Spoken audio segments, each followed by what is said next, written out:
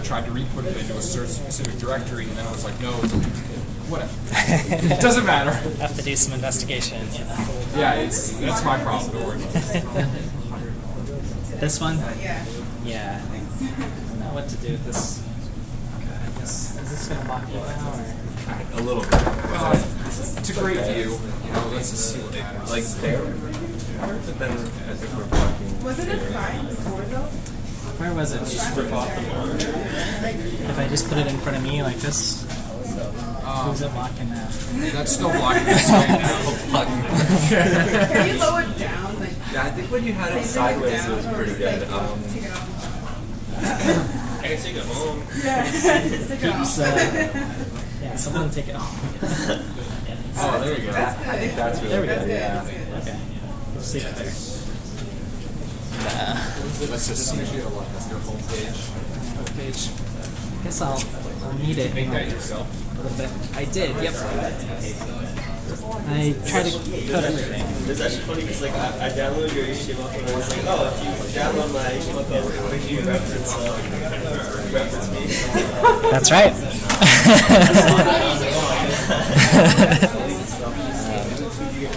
Yeah. You could use it. Yeah, just put a little citation. That would be funny. Someone else was telling me they scraped my web page for links, and I said, yeah, you'll probably find some good stuff in there. So, a couple Easter eggs.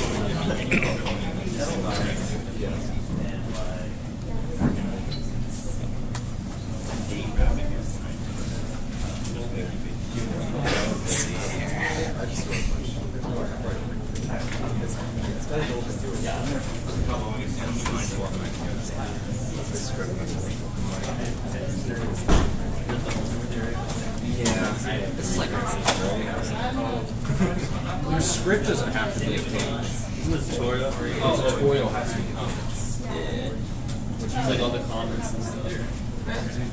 Not the script that's on the page, but Okay. If you're okay with it. I was gonna say like, what can you write? Yeah, first script is a page longer. I feel like you have to do like some crazy stuff. You are just a champion. All the movies. it took me 4 hours of like Stack Overflow. Like Yeah, just like I never seen this before. I ever do it. it's like Bash is also just like Yeah, I have no idea. not anything like other programs. Yeah. Tutorials everywhere. Yeah, no, this looks fun.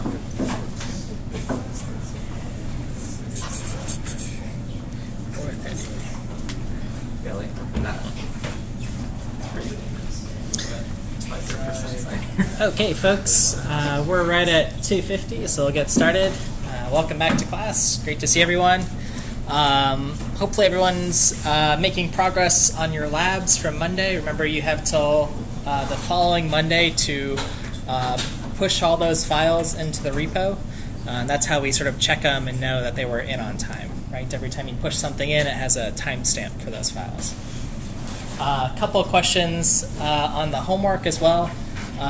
Just make sure you get your files pushed, submitted by tomorrow at 11:59 p.m. Same thing, and you can push as many times as you want to your repo. Okay, and then we just download them all, and that's how we grade things. If there's any questions about that, let me know. Okay, so today a little warm up. Just on computer science textbooks, I guess. Often they have fun names, fun covers, and these are three of the most important textbooks. So there's the K&R book. It's the C programming language one. I recommend getting a copy and holding on to it for learning C, which is what we'll talk about today. The Dragon book, sort of classic book on compilers. If you take compilers later, this class is a prereq for it. And then operating systems is the dinosaur book. Okay, so there's some dinosaurs there. So just kind of for fun,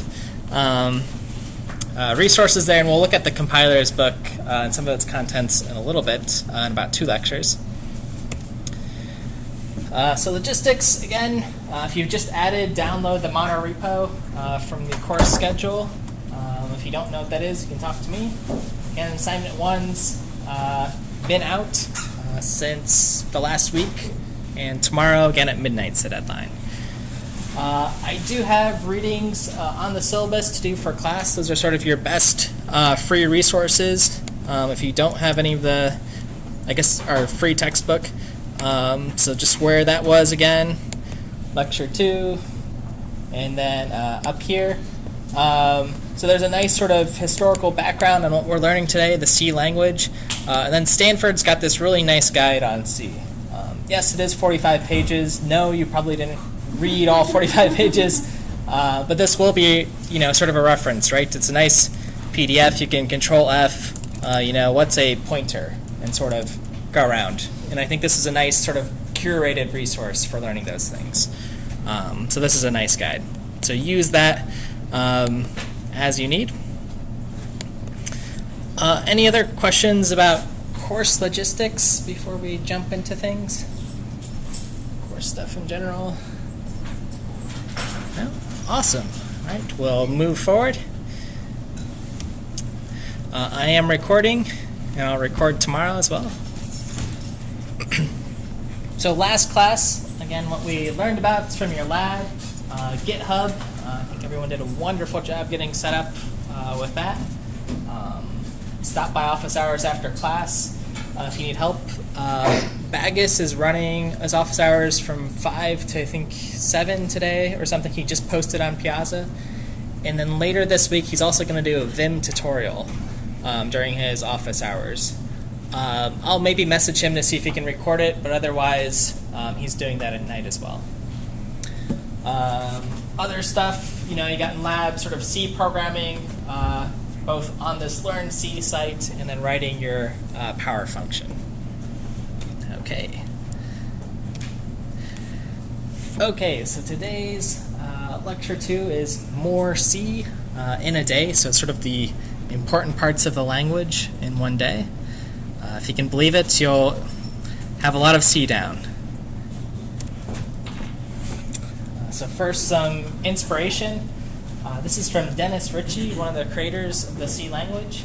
And he says, for infrastructure technology, C will be hard to displace. Okay? So that means it must be important, right? It's embedded in a lot of our software.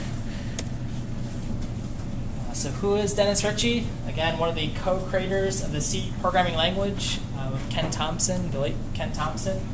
They did this work at Bell Labs. And Bell Labs, if you do some history research on them, sort of Bell Labs with like AT&T, they did a lot of great programming language research. A lot of the cool stuff that we use today is from them. He's very well known for the book that we've recommended, the K&R book. And Dennis Ritchie also is a key developer in the Unix operating system. Right? So all of the Linux stuff we're doing, we can thank Mr. Ritchie for. And Dennis is also a Harvard graduate, so local to Massachusetts, and a Turing Award winner. Again, Turing Award, sort of the Nobel Prize in computer science, so very prestigious. All right. That's a little bit of history. My take on things, as always, is I foresee C programming jobs for a long time. Sometimes the domain switch, definitely embedded devices, system stuff. C is going to be your go-to language. Most languages, even Facebook, if you think about them building PHP web pages and these kind of things, they actually translate them down to C code so they run fast, which is kind of fascinating. So learning C is, it's not going anywhere. Okay, so our introduction to C. From the history, if you read the history article, this is sort of the summation of the article. It's the successor to the creatively named B language. Okay, so A, then B, then C. And then if you know C++ is sort of a play on that, C incremented. So that's sort of the programmers like to be funny, I guess. We try to be funny, yeah. So it's a high-level sort of systems programming language. This is sort of subjective in the vocabulary. C is, I say, sort of a low level, working really close to the metal language. when compared to Python or our bash scripts that we're writing. Okay, but back in the 70s and 80s, you had to write things in assembly, which were very close to writing just ones and zeros to program things. Okay, so C was a great advancement. As far as the language, it's strongly typed. That means you need to sort of have control over what your data is. You need to say what an integer is, what's a float, and when something's a float, it's always a float. Again, our scripts, languages like Python, you have a little bit more, fluidity there, or JavaScript. You manage your own memory, so this gives us a lot of control. We'll talk about memory today. You can go to lower levels and just write assembly in C. Okay? And it was a very highly portable language. It still is today. So if I write a C program on this Linux machine, you can probably run it on your Windows machine, your Mac machine, your PlayStation, etc. And there's some cool videos here from a YouTube channel called Computer File that does a lot of cool history stuff. They're well produced. Like, subscribe, whatever. Okay, let's get rid of this. Oop. Okay, so the anatomy of a C program. Question, yeah. Is C typed at runtime? C typed at runtime. Like Java? Yeah, so Java is also, if you declare something a type, it's strongly typed, right?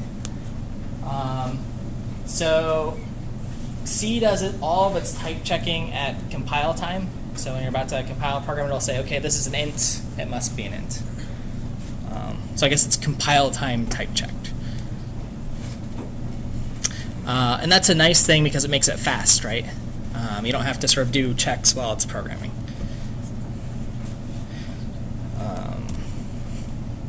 Okay, so simple C program, or sort of the hello world, another version of what we saw earlier in the class. And here I'm using the GCC compiler to compile basics1.c. And here's our source file, and including our standard library, stdio.h. I have our main function, printf, to print text out, and return. Okay, so we talked a little bit about that. C, most folks in here for my survey have taken Java, so again, it's a curly brace language. That means it's scoped with these curly braces, which talk about where is a variable alive. So if I have int x that's declared here between these curly braces, I can use int x anywhere here, but this is a totally new integer x. Okay, so that's sort of the scoping, the liveness of some variable.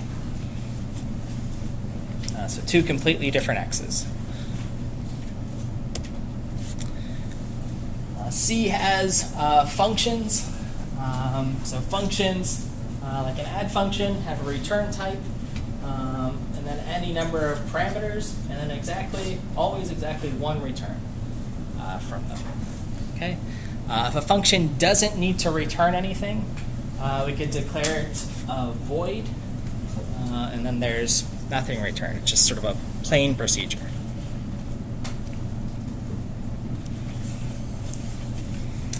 Okay, so C, again, similar to Java, other languages, has conditional statements. So if, else, there could be if, else, etc., as many as you want nested. There's while loops, for loops, all of the comparison operators here, less than, equal to, greater than equal, all the same as Java. And you've got your ands, ors, etc.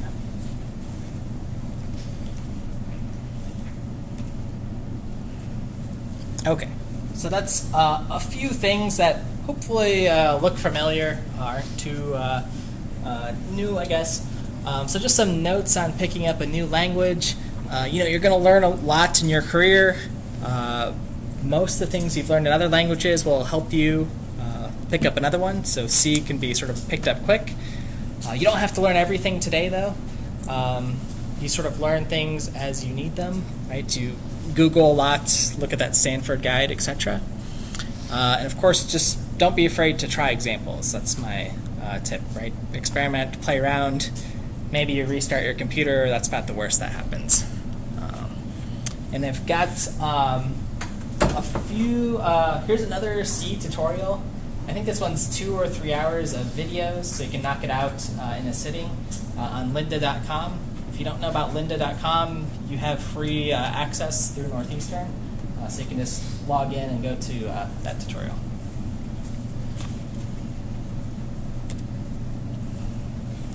Okay, so our outline of C topics for today is sort of as follows. I just want to get us through the fundamentals so that everyone's sort of on the same page for C. This is our tool of choice for us as systems programmers.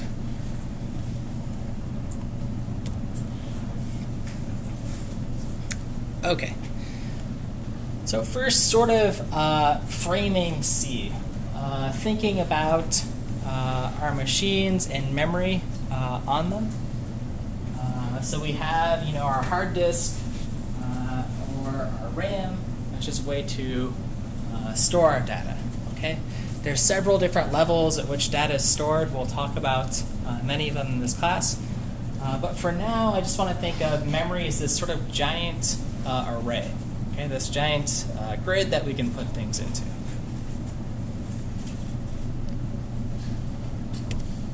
Okay, so here's a linear array of memory. Each box has 1 byte of memory, so 8 bits that we can store information into. And depending on the data that we're storing, whether it's a character, an integer, a float, etc., it's going to take 2 bytes, 4 bytes, or however of memory. Okay.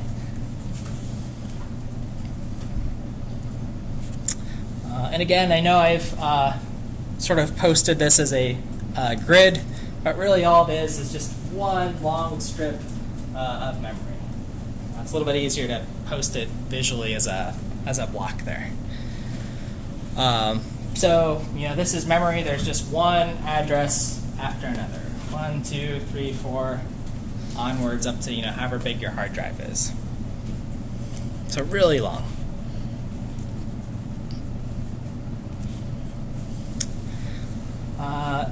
Now, the convention is, and how you'll typically be working with them in C, is to write these out as hexadecimal addresses. So if you remember from your discrete math or other courses, 0x, this is hexadecimal 1, 2, 3, 4, 5, 6, 7, 8, 9, A, B, C, D, E, F, and so on. And you can always use conversions if you've forgotten to do that. Okay, so thinking about C and how data is represented with the different data types, here's an example for an integer. I've created an integer A, it's equal to 5, and it's an integer type, which if I look in this table, how much memory do I need to represent an integer? Well, here it says 4 bytes, so it gets 4 boxes here. Okay, so it's just sort of laid out there.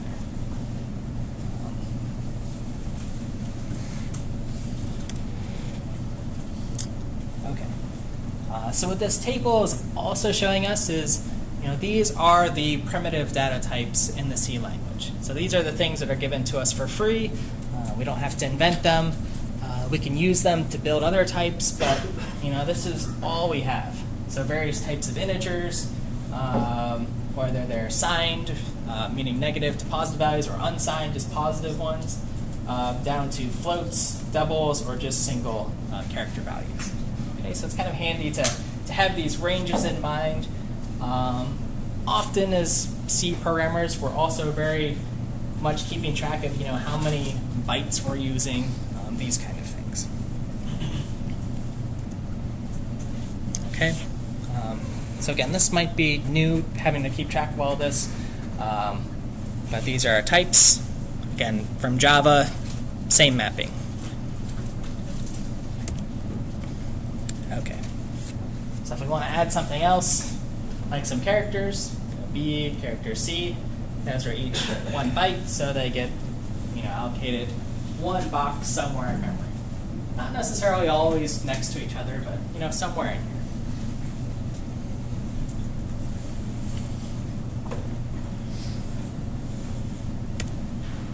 Okay. And if you ever forget these things, you can actually query, how many bytes is some data type. So the size of a character, size of things. So if we're trying to be sort of very portable, we might make that call. Okay, how big's an integer on this architecture?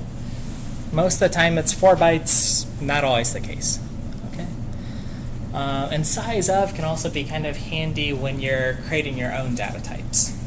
Okay, so we'll see what that looks like.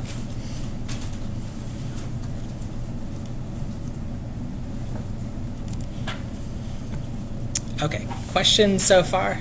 Yes, question. Is size of a function? Size of, actually, let me be careful that it's being used like a function here. So size of some type. Let's see. Anytime we don't know, we can go into our terminal. Let's make it bigger. So manual page, size of, no entry. Okay, C, size of function. Well, let me be careful. Size of. Size of operator. Okay, so it's sort of like a function, but it's an actual operator. Okay. For all, I want to sort of be careful with my precision.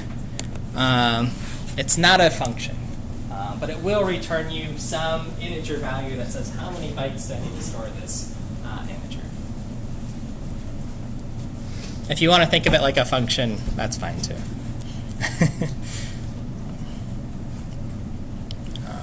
So when I say operator, I mean it's almost acting like plus, minus, those kind of operators.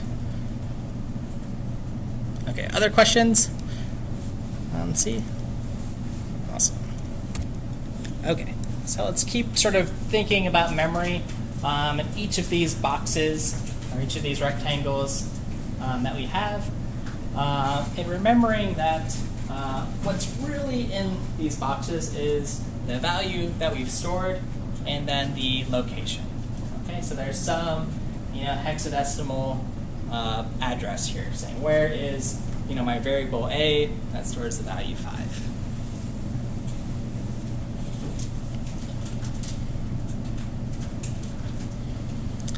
Okay, so if I want to retrieve what that address is for my variable a, I have another operator to do that, and that's the ampersand operator. Okay, so I want to get back this address for whatever reason. Now, where does a live in memory? Okay, so I can use ampersand a. That gives me address of, and again, you can think of these memory addresses, they're just like mailboxes, right? Address, address, address, and then inside them there's some value. That's kind of the analogy. Okay, so the actual values in your mailbox. Okay, and here's an example of it in code. Okay, so I've created a few variables, A, B, and C, and I want to know, well, where does A, B, and C actually live? So I'm going to print A's address, and then if I want the address, remember ampersand of A gives me that address.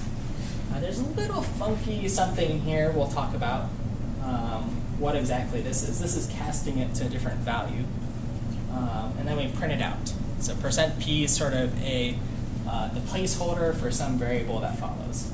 There's sort of this mapping here. Anywhere there's %p, take in this argument. Yes? So when you have a type that's input 4, how does it pick the address?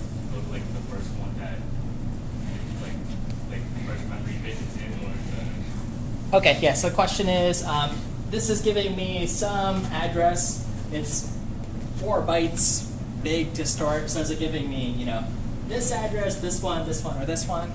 It's giving you the first one. So they'll say, hey, where does A start? So ampersand A is the starting point of your address. If your data type's 4 bytes, it's sort of you have some way to say, okay, this is an int, treat it as an int, give me for the whole thing. Okay.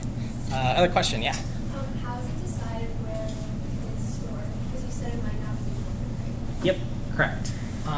So we'll figure out. Most of the time, if your program's sort of playing nice, it's putting them in order, organized nicely. We're going to actually implement our own memory allocator in this class that says, hey, you asked for some storage to store some variable, and you get to control where that goes. So that's the memory allocator decides. Today, we'll see the memory allocator with the functions called malloc and free that say memory allocate and then put it somewhere. There's a function that decides.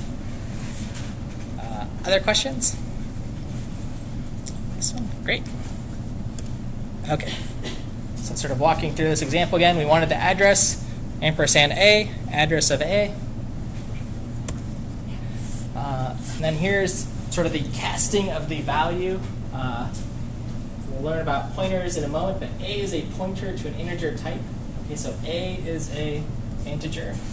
And it points somewhere in memory. You want that address. The pointer is coming up. %p is a format specifier. That's our placeholder in our printf function. And it's going to hold the addresses of these things. So you can run this example. I have these posted. And you'll get some addresses. Likely they'll be different than mine. But you'll see the address of A, address of B, address of C.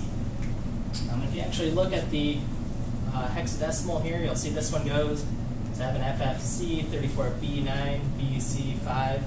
This one ends in C, this one ends in B, this one ends in A. Yes, a question? So anytime you print out like an address, you have to use %p. You can't use like %d or like anything relating to numbers. Let's see. So this one's let's do a little experiment with this one and see what happens with %d. So a little live coding. Let me leave it up so I don't screw it up. Let's see. Vim lecture test. C. What did we do here? We included our standard input-output library, main, return 0, created a variable, then we wanted to print it off. Okay, address. Let's start with %p just to see what happens, make sure it's working. And then we need integer pointer. And then what else do we need? We want the address, so ampersand. And that looks good to me, minus the spelling mistakes. There we go. Okay, so far so good. Let's run it. And I keep talking about tmux in this class, so let me show you why I like using it. So let's keep our code, what did I call this? Lecture test, like this. And then we'll compile it on the other side. So we learned how to do that. And we'll name this program lecture test. Okay, so far so good. And then I'll run it. Okay, so this gives us that address, that's where it lives. This time it was something different. Maybe I have more or less storage on my machine right now, I've downloaded more files. And now let's play around with it. So we want to try %d, some other format specifier. P, I said, gives us like an address in hexadecimal, sort of maps to memory. D, I compile it, and it's giving me some sort of warning. It says, warning, format %d expects argument of type int, but argument 2 has a value of int star. So it's already kind of warning me, hey, you're asking for this like ampersand address of thing. But %d is, does anyone know what the placeholder that's for? You might have mentioned it already. Double index, what is it? Does anyone know for sure? Like integer, yeah. It's sort of, let's see, format specifiers. D is here. It's a little bit poorly named, I guess. I wish it was I. Yeah. Well, it says right there in parentheses %i, so maybe you can. Oh, %i also works. Okay. Oh, hey, I learned something. Hey, okay, so %i, %d. Everyone's right today. Except for me? Oh, okay. Okay, so if I do %d, we're already getting like some warnings. Warnings are usually an indicator that, hey, your program's not going to crash outright, but I probably should double check, right? So you probably don't want to give, compiled assignments that have a bunch of warnings. Sort of do it at your own risk, I guess. Yeah, but this time, okay, address is, this negative number. So if I look at, I gotta make sure I save, recompile every change I do here. If I look at what that address was, okay, so it was a different one, but this I don't really understand the negative memory address. Maybe this is some weird I don't know if this is a bigger number that memory have and some 2's complement thing made it negative, but yeah. So %p always for address. All right, good. That was good. Other questions on this example? Yeah. Why didn't the compilation just fail? Why didn't anything go for it? Yeah. So C is sort of famous for it'll let you get away with as much as possible, I guess. This is a good thing and a bad thing. So oftentimes, you can set your compiler to treat all warnings as errors. That's a sort of argument you can specify. Because, right, that was definitely wrong behavior in this example. So someone somewhere who wrote this tool, GCC, our compiler, decided, that's not catastrophic. Maybe the programmer's trying to do something interesting in some way, but it's, so we're not going to treat it as an error, just a warning. It's sort of like if I just start creating a bunch of random variables here that do nothing, I should probably get a warning for this because it's just a waste, but it's not wrong. So someone's decided what's sort of right and wrong.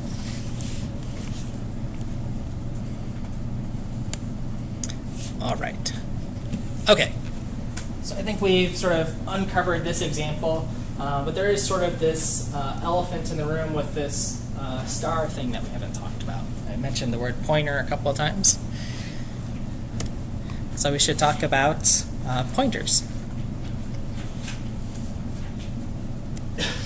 Okay, so what are pointers? Well, pointers are another data type, just like we've talked about integers, characters, and floats, and so on.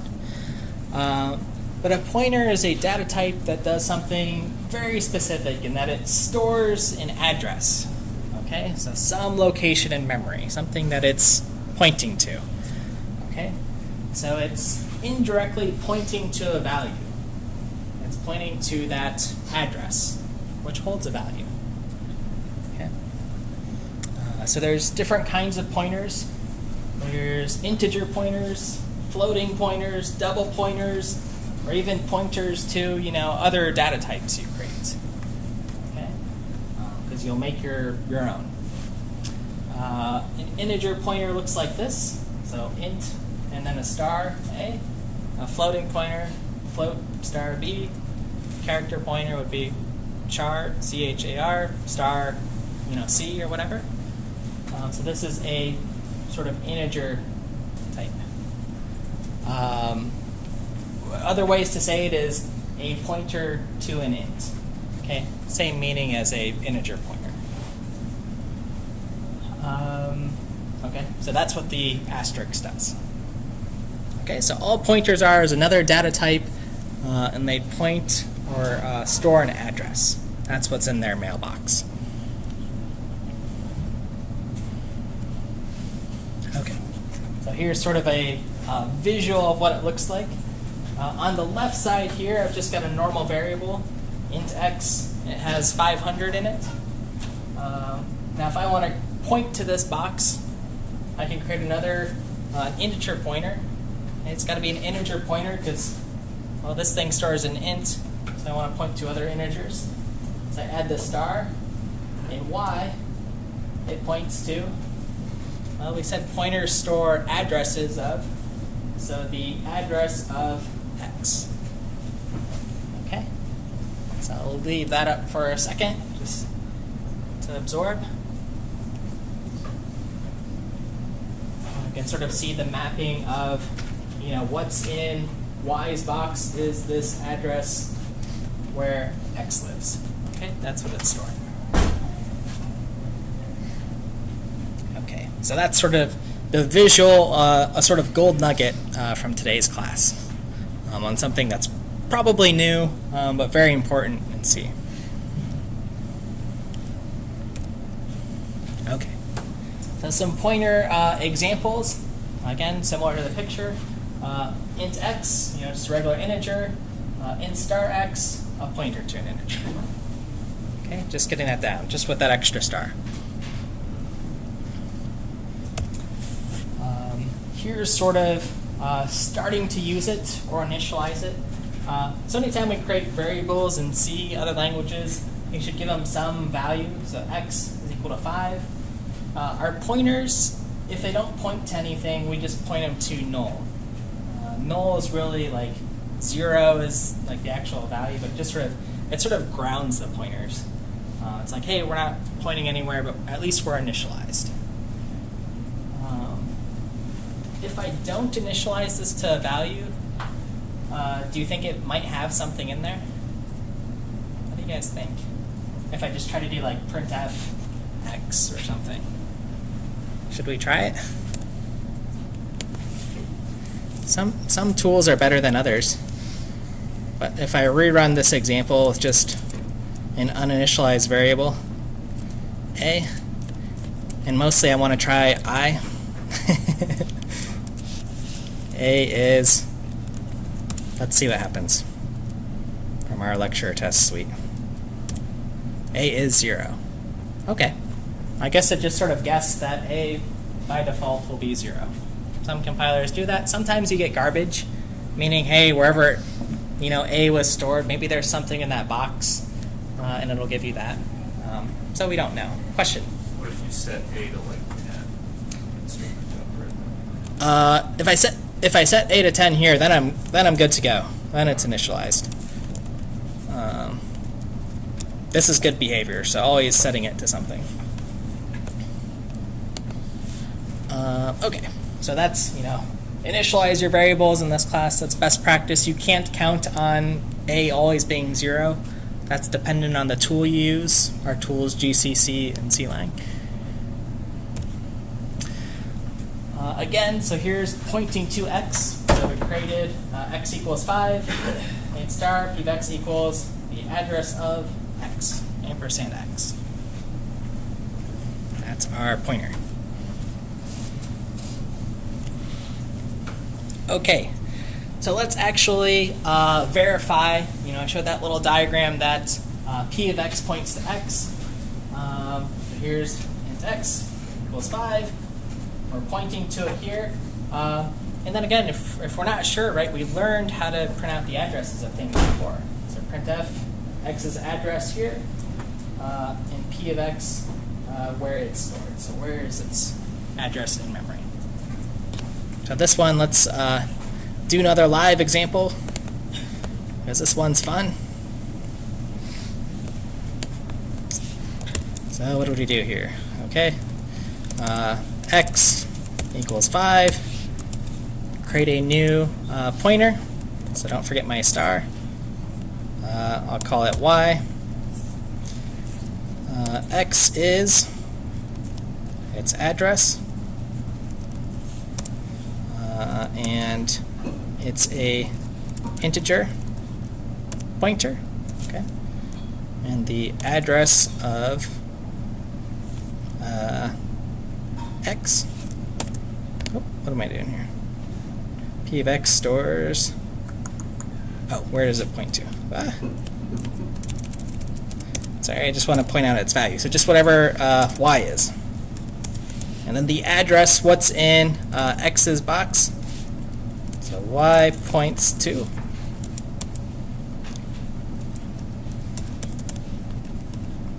And X lives in %P, we want that address. What its type is, address of X. Oops. Okay, how's this look? Did I forget anything? Up here? Got to initialize value. Yep, got it.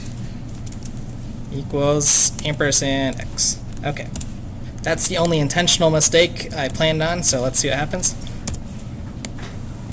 Are they going to be the same? Well, let's make it a little bit readable. /n is our new line character.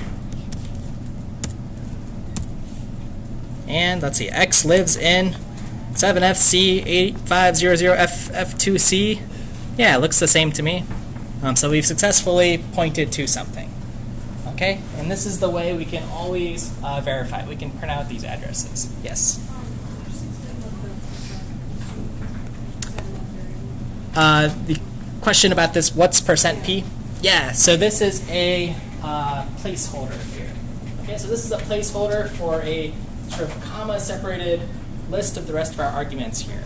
So then %D and %I, so just do that, whatever the placeholder is, that's what it's at. Yep, you got it. Yeah, question? On your lecture slides, you put void, Yeah. dereference, or void star. Okay. Dun dun dun. Okay, so if I put void here, let's see, will it still work? Okay, so it wasn't lying on my lecture slides. Void is sort of this very generic type, I guess. It's just a pointer to something, some sort of data. This could be pointing to some sort of integer data, you know, short, whatever else it could be. I like using the exact type. Void is helpful if you don't know exactly what you want to do. Like say I want to rewrite this as a function that just prints off very generically, you know, where things, addresses are. You could use void. Was there another question about that? Yeah. I have a question. Do pointers always only point to something? Like they won't contain a value? Pointers always store an address. Okay. Correct, yeah. But we'll take a peek in a moment about how to figure out what that value is, or that address. And since we've had a couple questions, let me just do another example on these sort of our printf with these sort of weird format specifiers. So let's do something like this. I think this will make it, this will be helpful. Sort of example. Let me run it and see what's going on. Okay, so here's another example of printf. We might want to print a lot of outputs. So print sort of formatted output. %D, this is a placeholder for the first thing here, x, which is an integer. %C is the next thing here, which is a character. Makes sense on the printf stuff. And I can have as many of these as I want. Just keep going on and on and on. Handy way to print things out. Okay. Awesome. So we've walked through pointers. We're sort of getting comfortable with address of and the ampersand. So I verified it here. It works. And sort of the lead-in to the last question, dereferencing a pointer. so this is another, the next sort of concept. So I say it's great if we can point to an integer. We can see what the address is. That's kind of cool. But what's the value of the thing we're pointing at? Okay, so that was exactly your last question. In order to get that, we dereference it. Okay, so I've sort of written out here, what dereference means is whatever I'm referring to, don't give me the address, because remember that's what the ampersand means, address of reference, but instead give me the value, hence dereference. Okay, so ampersand is the reference operator, but I want to dereference. Don't give me back the actual thing. We dereference in the C language by putting an asterisk before our variable. Okay, so you can sort of think about that asterisk or star. You'll hear both terms, star or asterisk, as canceling out the ampersand. You're dereferencing. So we can give it a try. Sort of clear on what dereference is. Okay, this time we want a value dereference. So our definition's in the top right. So this time we've initialized a variable, x equals 5. We're pointing to it through p of x. And we want to dereference what's in p of x. So p of x points to here. We dereference it with the star. %d because we want a integer. That's the type, that's the thing where we have an integer pointer. This will give us, what's this going to give us, you think?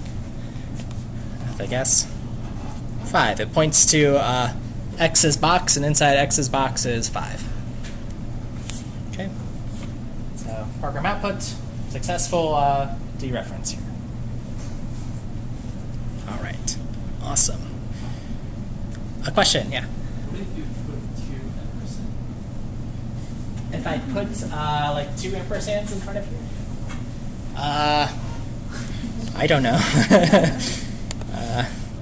Let's do it as a quick example.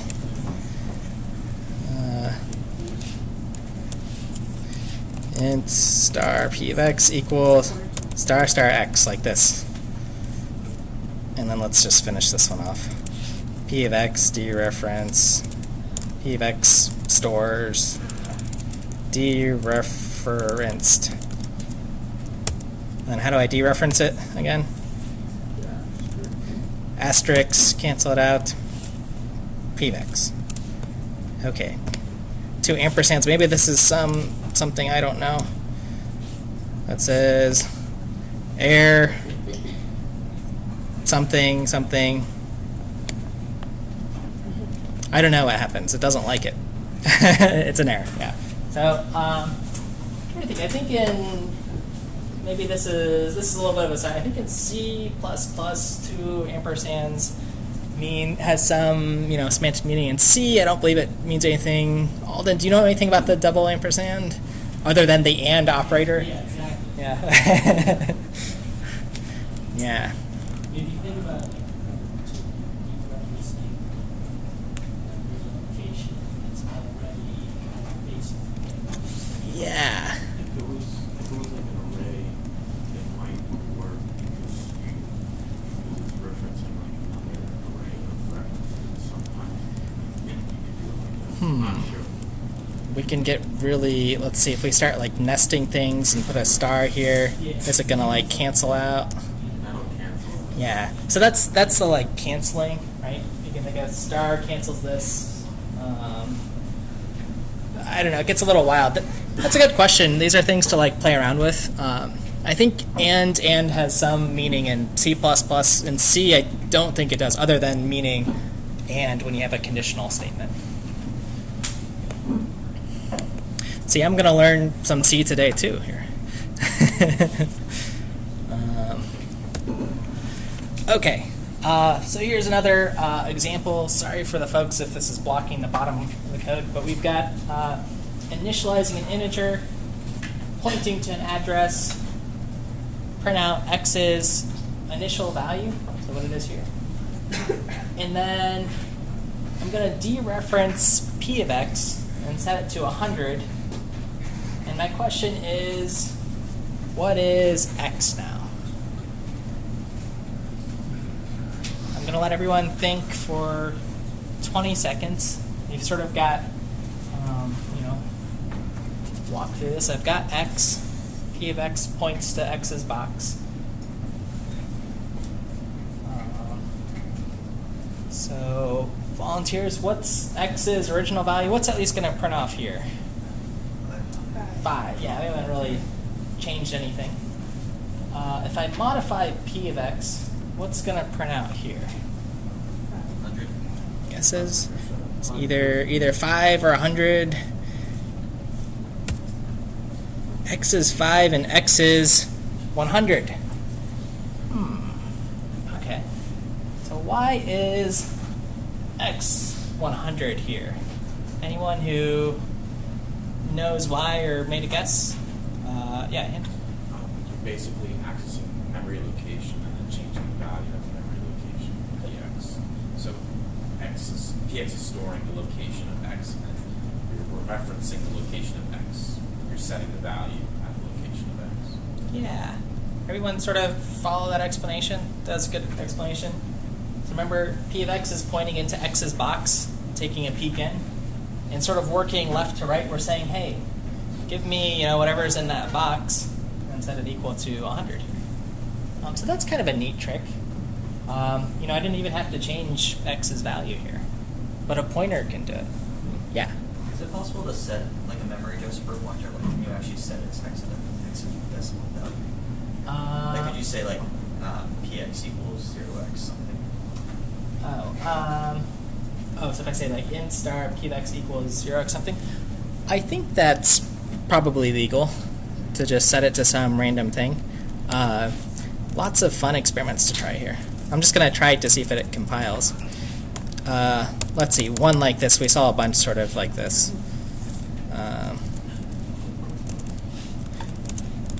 So it's address looking. Let's say, okay, so it's giving me like some warning without like casting. So we can do that. Might not want to. Sometimes it might be okay. Like if we know, hey, there's some specific like instruction we want to point to, or we know what this value is, something that's hard coded. This is actually sort of used. We'll see maybe a few examples in our OS. Right, when we sort of turn on our operating system, it has to sort of know where to start. So that might be one example where you see something like this that says point to FFFF or whatever. Typically, I don't do this in code. I guess it's legal. But,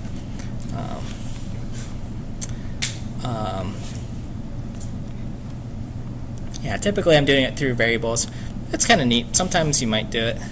I was thinking, Yeah. Yeah, I was thinking, one place where you might not actually do the assignment as a pointer, but you might do a pointer arithmetic afterwards. Let's imagine you're working with an image, which is basically a giant number block. You wanted to like walk through the image a certain way. Then you would find like where the image begins in the upper left corner. Right? And then you would say, okay, I want to go through the image by, say, every 16 pixels, something like that. And you might use pointer arithmetic only to kind of march your way through memory. Yeah. Even though you would say be given where the memory image began. Yeah. I don't know if I have an example here, so just kind of, right, I have an array of data here, 10 integers stored in this X. I want to point to this array, so an array sort of is this address, point to the first thing, and then I can sort of increment my addresses by doing something like px plus plus or plus equals 2 gives me the next index and so on. Yeah, that's a good example. That is something you will do, very likely. All right, well, let me get us back to, let's see, dereferencing pointer. So we saw this little trick here. Remember, pointers point inside some other box. They point to some address. When we dereferencing them, we're asking for that value, maybe to change it. Okay, let's brings us right into C arrays. Okay. So I want to revisit our grid here, our giant block of memory, where we initialize these 3 values. And so with arrays, if I want to initialize 100 variables, right, typing out int A, int B, int C, whatever, takes forever. Okay, so that's why we have this construct of arrays, and you've likely used them. So here's a char array called D with 6. Char is 1 byte, so it took 6 bytes of memory, and they're contiguously laid out. That's sort of the key with arrays. Okay, so we know where the 0th index is, the 1st, 2nd, 3rd, 4th, 5th, all 6 of our items. Okay, our arrays, when we talk about them in C, they're also a homogeneous data type. That means everything in this array is a character type. Okay, we don't have characters and integers sort of mixed together. Some languages like Python and their list data structure let you do weird things, but not in C. Array is just plain old array. And arrays are, they start from 0. Okay, so they're 0 indexed. D of brackets 0 is the first thing. Okay, so here's example, storing Mike S here. So 1st, 2nd, 3rd, 4th, 5th. And then the final character is this sort of weird character, \0. And then I want to print it off %s. So this is like a string. And then the character array.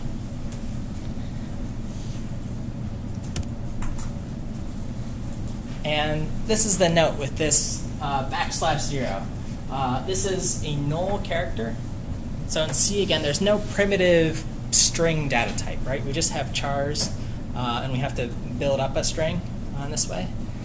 And we know, we're finished with our string, however many characters it is. Maybe this is just MIKE, /0, and then just garbage here. But that's how we know. We say they're null terminated character array. Okay, so give me the string, print out everything until I find that \0. Okay, we can initialize our arrays. Here's sort of another syntax with curly braces and then each individual item. Save us some typing. Okay, the memory is always contiguous.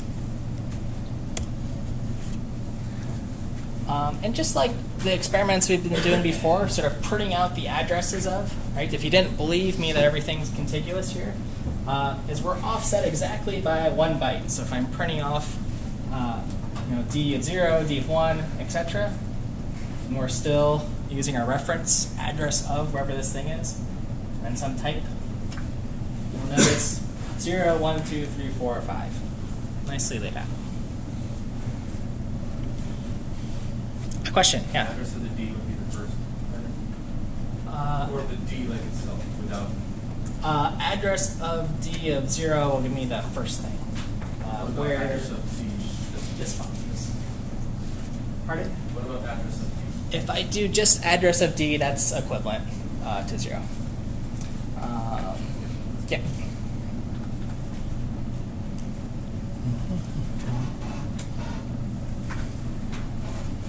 Okay, any questions about arrays before I move on there? No? All right.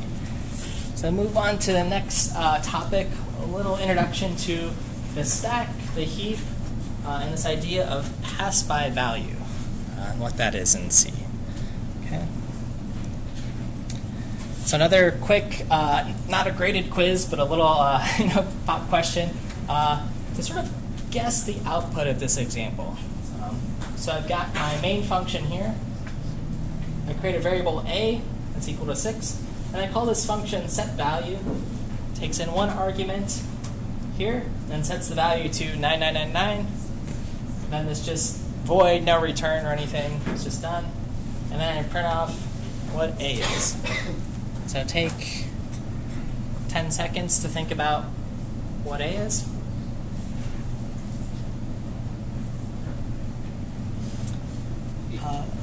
Hold your guesses. Any guesses? Yeah, you want to? 6. 6 still. Okay, let's see. A is 6. Okay, awesome. So hold your guesses. You don't have to shout them out loud if you got 6. That's great. Let's explore why though. And again, maybe you don't know why, but you do know this little investigation that we've been doing, right? Where you can always print off the address of the memory. Okay, so we can do this sort of. Here's A, in set value. Let's print off, X's address, this argument here, and see what it is, and then let's print off our, A's address. Okay, if they're the same address, then they store the same thing, right? And what I see is there's different addresses being modified here. Okay, so this, even though we're passing A in here, it says X's address is something, something, something, 4C, this one something, something, 6C. Okay, so those are different. So not the same variable, or at least agree that much. So what's going on here? What's going on is, and this is sort of part of the C language and its semantics, is it's a pass-by-value language. Okay? So when we pass in an argument into a function, we're actually making a copy of whatever we pass in. Okay, so there's some new copy of whatever A is that's going in here. That's what we're working with. That's why we saw 2 different addresses. Yes? So if we pass in a pointer value instead, does this send a copy of the actual pointer? Let's see. Hold that thought. Let's see. So you're saying if I make this int star here, Yeah. and then it takes in the pointer of A instead. Okay. Send a copy of the pointer of A. let's see. Let me see how well I remember. Hold that thought for 1 second. I have a slide on it. Yeah. Okay. But same rules as usual, right? So when we leave this function, this x no longer exists, right? We talked a little about the scoping and these braces. So it's gone, right? All those local variables. Okay. So we'll hold the thought on the pointer that's coming up. So what I want to talk about is sort of how functions work, that set value. Just give a little introduction to what's called stack memory. Okay? And that's what's sort of allocated when we call a function. Okay? So we need to allocate something when I call set value, that x, right? Everything that's in our arguments. They're different things. When we call a function, we need to make copies of them. And we can sort of think of it as separate from our huge grid of memory here. Okay, this is a giant heap of memory. We actually call it, heap memory. And then our stack's sort of over here. Just sort of thinking about it as 2 different things. So here's x equals 6 when we pass it in. And it sort of lives on our stack until our function returns. Okay, then it's removed. Okay, so then it goes away when we return. Stack memory after returning from set value. Okay, so you can kind of play back these slides. Okay. So the question earlier here about what if we make this a pointer here? Okay. Because sometimes we want to modify a value. We call some function and it changes that value. That change is preserved in some way. So looking at this example, what do you predict the result's going to be? Same sort of thing, A equals 6, set value, address of A. Okay, so an address of something. So we match with a pointer. We've got to point to an address. That looks good. We're dereferencing, right, because this is a pointer. So it equals 999. We can print out the address again. So what's A at this point? Any guesses? Why don't you hold your thoughts for a second? So that's part 1. Think about what A is going to be. And part 2 is is A's address going to be the same or different than X's address? So that's part 2. Just sort of hold it in your head. And I'll let you look for 10 seconds.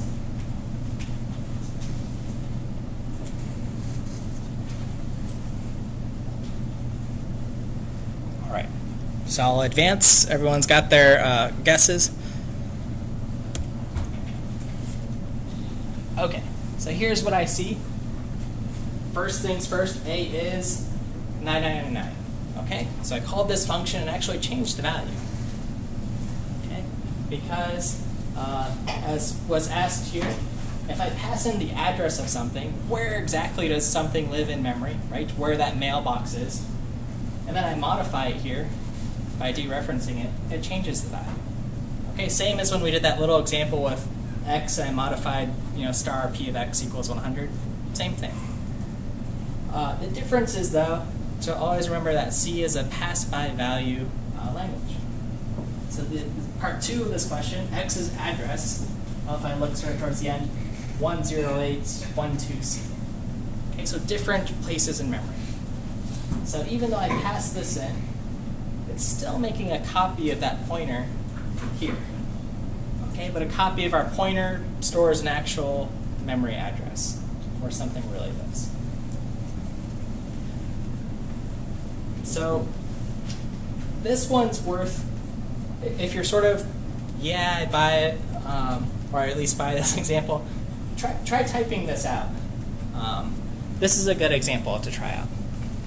We'll see more examples like this later in the course, but if you understand this one, you sort of get the pass-by value thing. Always making a copy, but if we want to preserve some change, we pass in the actual address of something. Question? So I'm just a bit confused. Even though you're passing in the address for A, and then you're saying, okay, well, now X is pointing to that address, the value at X is pointing to that address, it then makes a new address for X too. But I don't know. Yeah, so this is passing in this address space. So A is a integer with a 6 in it or whatever in some memory location. Okay, its address. Let's just make up an address for it. Let's say it's 0x12 or something. That's where it lives. So I'm really passing in address of 0x12. Just make something up into here, and then saying, okay, hey, what's in 0x12? Modify that to 9999. And 0x12, well, that's this guy, and we're actually modifying it there. Was there a question? Yes, yeah. So right after the set value is like the address of x, y, is reclaimed by the memory. Okay, so after this function is finished executing, whatever, this int star x that was on the stack is gone. Yep, because that's still a copy. You got it. Make sense? Yeah, question. So is the variable A stored in like that original memory array that you showed, and then X is stored in the stack memory? Is there... Yeah, so I guess let me be careful. Yeah, so main's still a function here. Since it's a function, like this is a local variable in main's stack, I guess. It sort of like lives here. If I move int A outside and it's sort of a global variable, then it's in that big thing. So the real, maybe accurate way to draw this, try to draw this so people see, is A sort of lives here for main, and then we call some other function set value, and then it adds on top of this stack x, or whatever it is. Then when x is done, we get rid of it on our stack, but A is still in this stack memory somewhere. If we make A a global variable, then it's sort of like that lives in that big heap of memory. That's like the precise, yeah. When we do a little bit of assembly code, next week, that'll be assembly in a day will be our lecture. You'll see exactly where the memory is and the sort of offsets. It's kind of cool. It'll become concrete. Stretches. Okay. Okay. Okay. So again, C language, pass by value semantics. We're passing in copies things. Okay. So this is just sort of in English, the same thing over and over. Okay. So let me give a quick 5-minute break until 4:02, and then we'll pick up the next topics. Okay?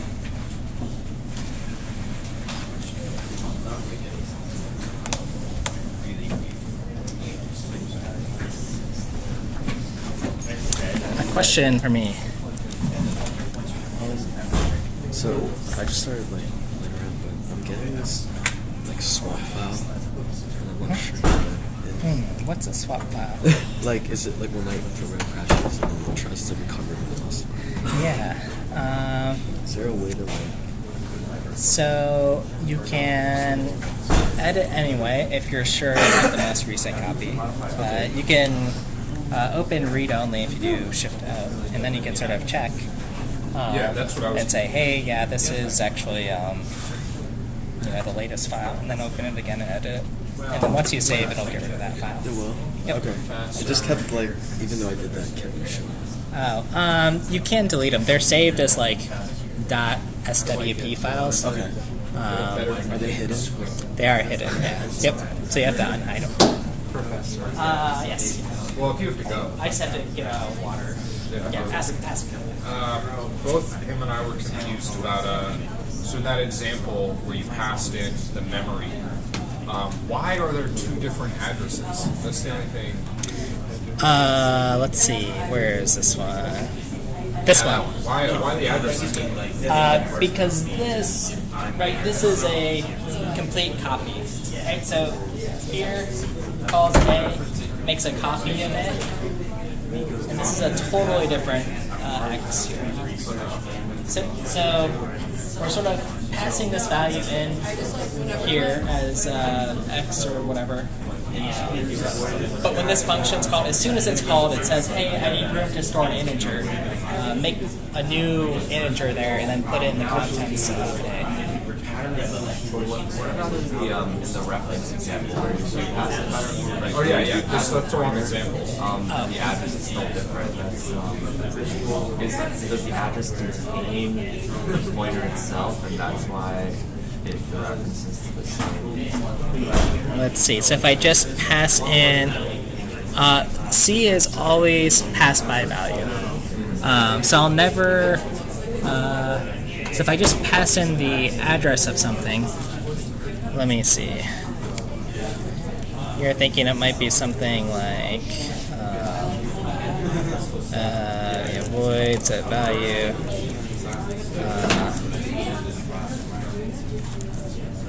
Let's do. Oops. Visual mode. If you press V, that'll put you in visual mode. Then you can highlight stuff quick. Oh no, I mean like the color scheme. Oh, I just, I think it's desert, and then I changed the background to gray or something. Somewhat readable, yeah. Let's see. Int A. Yeah, and you've been color theme too. I do not like the CCS one. It's like, oh wow, it's not good right now. Yeah, I probably have some slides that have the default one because all my machines have different like things. So I guess you were thinking something like this. Right. Yeah. Yeah. So yeah, we're confused why when you do X in the function, why we have a different address than $A. Oh, so this again. So as soon as I call this function, it's gonna create on the stack an integer pointer called X, and then say, okay, integer. So that's there. I make my function call, put in A's address into that new thing. That's totally new. So it's an address to an address sort of? Yeah. Okay. So if I just do A here, this is just an integer, right? But it's expecting a pointer. And pointers point to addresses. So this needs to match the type. Meaning it needs to have some 0x whatever thing to it. Make sense? Yeah. I'll leave it up here for a second. I'm going to grab a drink of water and then I'll come back. It's sort of like a pointer to a pointer.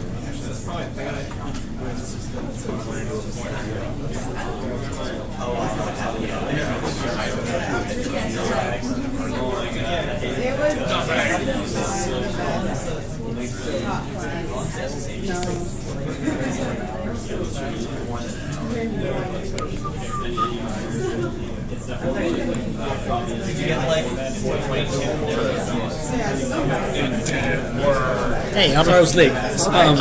The bail, I was meditation man. Oh, no worries. Yeah, and I'm going to come a little early to get to put down the Hastings. Oh, wow. Yeah. So, but no, this is awesome. Okay, thank you. Yeah, thanks for, raise your hand. I might pick on you sometimes. Yeah, because this is funny. This is one of the canonical things, like when you do image processing work, you get wrong the first time, and you wonder why your corpus out of memory. Basically, it keeps copying. Every time you want to do a routine, you copy the entire image in, and then you do your work, and you come back, and it's like, wow, that error diffusion code didn't work. What happened? But and then you're like thrashing the memory because you're copying megabyte images over, and they don't get changed, and it runs terribly slow. And you go like, and then someone says, "Oh, you sure you're making a big copy?" Yeah, exactly.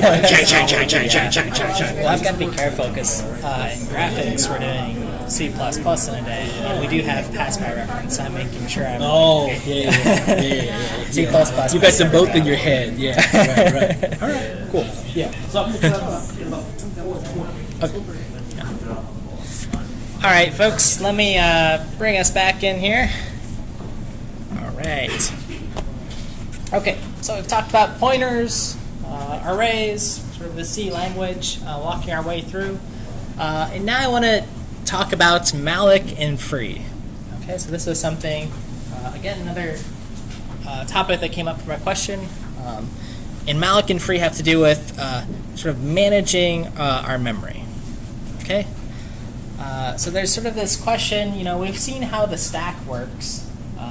At least meaning, today your takeaway is when I call a function, there's things put on this other sort of separate memory temporarily on a stack, and then it's cleared away after the function goes. Okay. But now we have this idea of a heap. Okay. So now let's look at our huge giant array of memory here. This huge heap of memory. And I asked the question, sort of, how do I sort of get more memory as I need it? Well, the way to do it is malloc. Okay, so malloc is a function. It's a C function that requests memory from the operating system. Okay, and specifically, malloc allows us to dynamically allocate memory as we need it. Okay, so it's sort of solving this problem when I say dynamically allocate. That in our early example, we said, hey, I want char an array of size 6. Well, maybe I need more than 6 things. Maybe I need 600. 6,000. Maybe I don't know until I'm actually running my program and maybe a user is typing something that I need, what size this array is. So I need some mechanism to do that dynamically. Okay. So the complement of malloc is free. So that is, if we request memory, it's polite, and I sort of say necessary. It's also release memory. Okay. Because memory is some finite resource. Okay, so I'm going to dynamically ask for memory and then give it back once I don't need it anymore. Okay, so malloc and free, that's a handshake. Okay, so here's a brief sort of malloc and free example. Okay, so there's a bunch of comments explaining what's going on. You can read these, but I have a integer pointer here. Okay. I called it memory, and then I'm going to malloc, so I'm going to ask for some memory. Okay, how much memory? Well, how big is an integer? 4 bytes. times 4. So give me 4 bytes of integers times 4 integers total. Okay. And this is a pointer, okay? So it points to some block of memory that can store 4 integers for me. Okay, that's what this line's doing. Okay. And since it's a block of contiguous memory, it's an array, I can sort of access it as memory at 0 and start setting the values. Okay. And then I can print them out. And then once I'm done, I free memory. So free and then the memory that I've asked to allocate here. Okay, so that's how malloc and free works.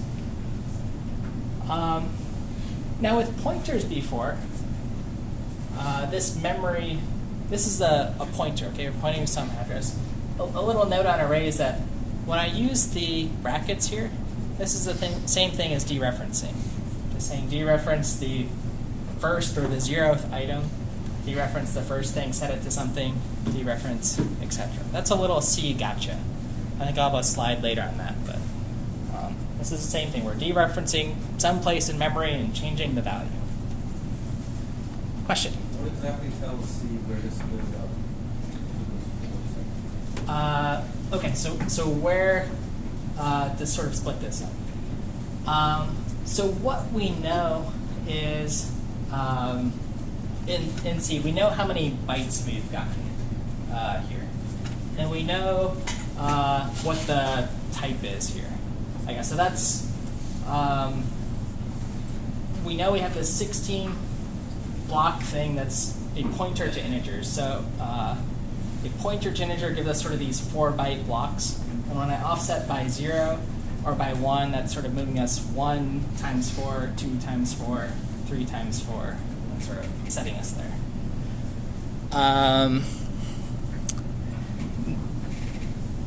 Now malloc is a function that someone wrote, and we're going to write our own malloc. So we'll get a little investigation too as to exactly like where these are. And then you'll find out I'm a little bit of a liar later on. But for now, we've got 4 times 4, 16 bytes of memory, sort of nicely spaced out. Question, yeah? So would it be equivalent to do like asterisk memory equals 0, then asterisk parentheses memory plus 4 equal 1? Okay, yeah, so I could do asterisk memory plus what? Like for like the so for the first one, you would just do like asterisk memory equals 0. Is that correct? Let me write it up here so everyone can see it.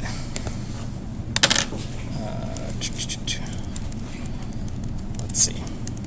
We can do a little example, and if it doesn't complain, we'll. So asterisk memory. So we're dereferencing this thing, and then what next? Equal to 0. Equal to 0. Okay, and that's the equivalent to this. That's what we're saying. Is that? That's what I'm asking. Yeah.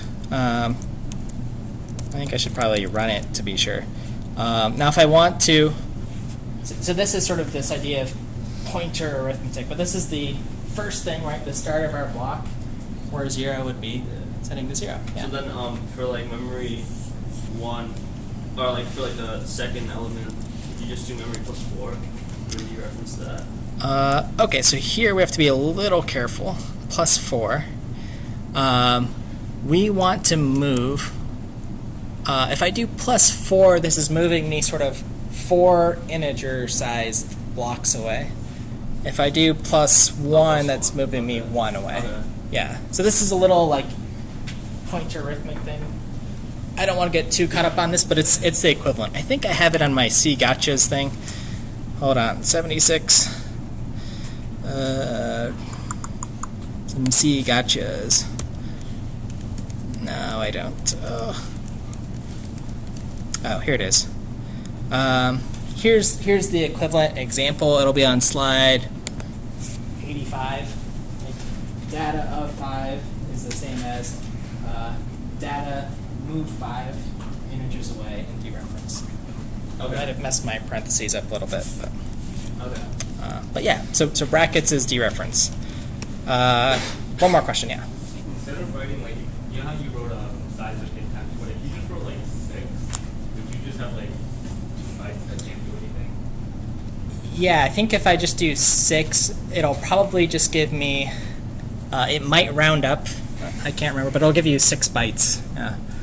So if you like try to put something like memory 1, would it just be like, It'll either complain, you could get, has anyone here ever had a segmentation fault before? That's my language. Yeah, you could get a segmentation fault if you try to put something in that's too big. It'll say, no, you didn't ask for it. So that will cause problems. So this is sort of a safe way to do it. Size of the data type times how many you need. Good insights here. Okay. What happens if I don't free memory? Yeah. Would it just keep using it forever? Yeah, it doesn't give it back. That's not nice. That's kind of greedy. Memory leak. Memory leak is the official term for it. It sort of looks like this, right? We're eating up memory. I guess more often in the past, you might get like a blue screen that says, you're out of memory, and your computer crashes. Most operating systems are pretty good. Yeah, when the process dies, it'll give it back eventually. So, but be polite, do the right thing. Okay. So of course, malloc is a C function, so that means if you want to learn more about it and its sort of inner workings, you can type in the manual pages man malloc and get some information about it. You'll see there's related functions sort of listed to it in which library it lives in. Okay, so quick note, sort of next section on custom data types.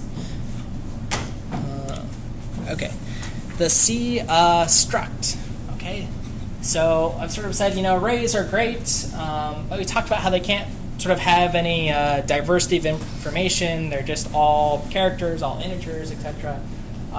So sometimes we want to put things together, like the age and ID of students, for example, and live in a custom structure called student.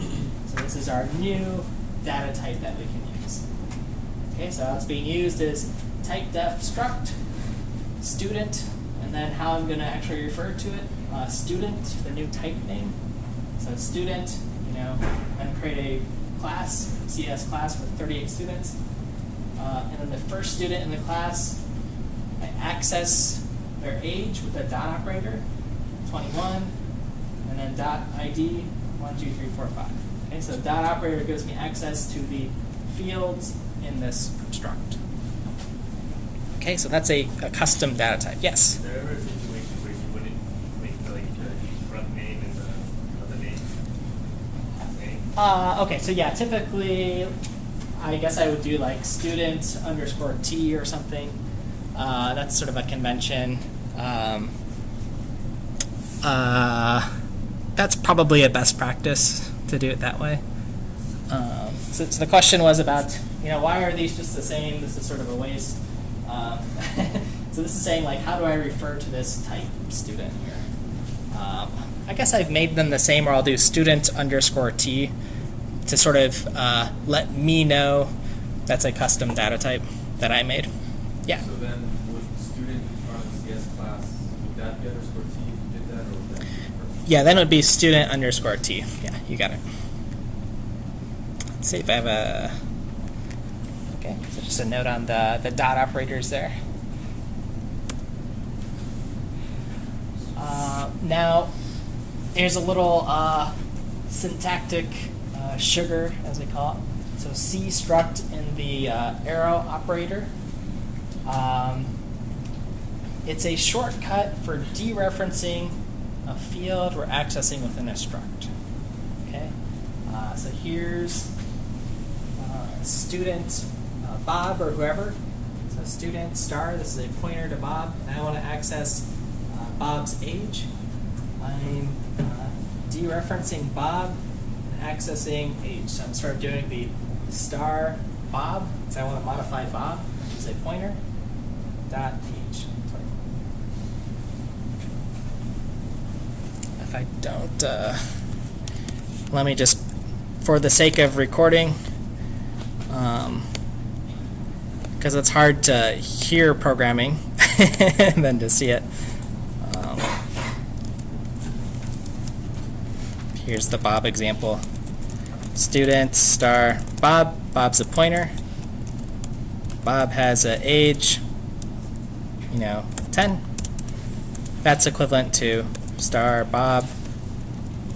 So dereferencing Bob, accessing the field age. Okay? These two lines are equivalent. Okay, so that's just a little bit of sugar on the C programming language. Okay, the other C gotchas. I mentioned about the brackets being dereference for our arrays. We sort of know dereference. An array is a contiguous block of memory. Brackets sort of give us a convenient syntax for dereferencing, jumping in, and modifying different sections of that array. Here's sort of the concrete, film here. Let's see, I'm going to try not to blast you guys with the volume. I think I got to do it on this machine.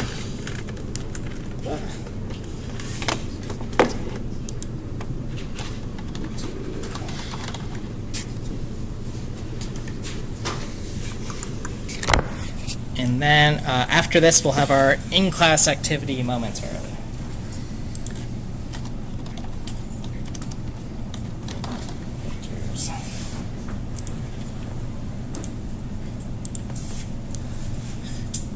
Okay, here we go. This is the best movie of all time. Get ready. Oh man.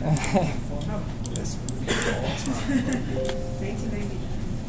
And it's still good, yeah. Let's see. Now let me do the thing. I gotta hide this. Ooh. You guys can watch it down there on the little screen.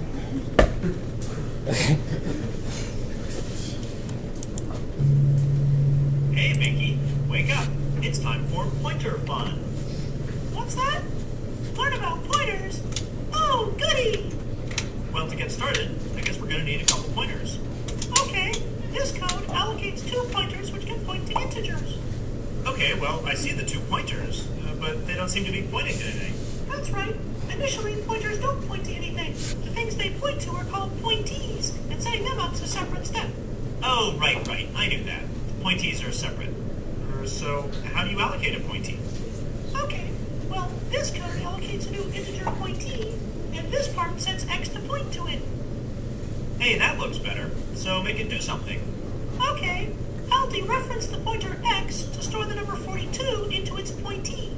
For this trick, I'll need my magic wand of dereferencing. Your magic wand of dereferencing? That's great. This is what the code looks like. I'll just set up the number and... Hey, look, there it goes.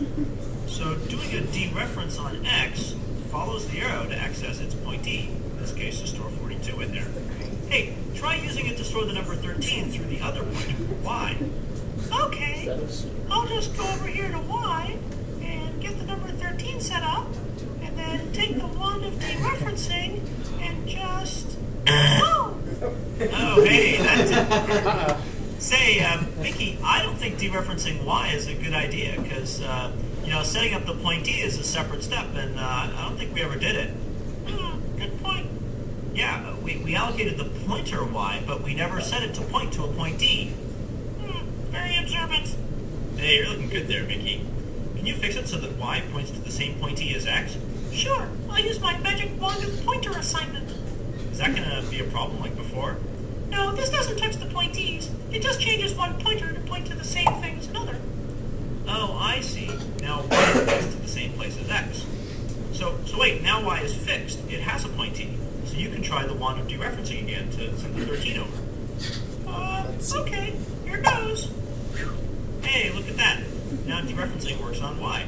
And because the pointers are sharing that one pointee, they both see the 13. Yeah, sharing, whatever. So, are we going to switch places now? Oh, look, we're out of time. But just remember the 3 pointer rules. Number 1, the basic structure is that you have a pointer and it points over to a pointee.